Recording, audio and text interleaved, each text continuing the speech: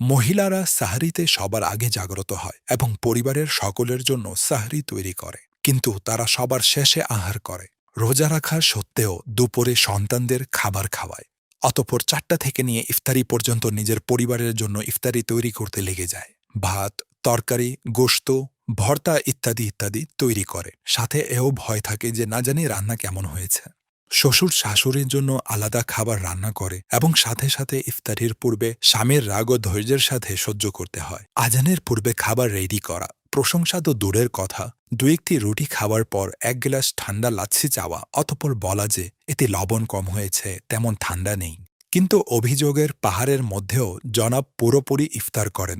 এরপর যিনি এই সকল সুস্বাদু খাবারের আয়োজন করে, তিনি চুপি চুপি কোনো রুমে গিয়ে ইফতার করে নেয়। অনেকগুলো থালাবাসন গুছিয়ে এখনো অবসর হয়নি, তারাবির পর আবার ভদ্রলোকদের জন্য চা এবং ফলমূল প্রস্তুত করতে শুরু করে এবং আবার সাহরিতে সবার আগে জাগ্রত হয়। আল্লাহ না করুন যদি জাগ্রত হতে না পারে এবং সাহরিতে দেরি হয়ে যায়, তো পুরো পরিবারের রাগ সেই অসহায় নারীর উপর গিয়ে পড়ে। সারাদিন তাকে কথা শুনতে হয়। আপনাদের সবার কাছে অনুরোধ, যে ঘরের সকল নারী, সেটি মা হোক, স্ত্রী হোক, মেয়ে হোক, বোন হোক অথবা অন্য কোনো সম্পর্ক হোক, তাদের অবশ্যই খেয়াল রাখুন, কারণ দিন শেষে তারাও আমাদের মতো মানুষ।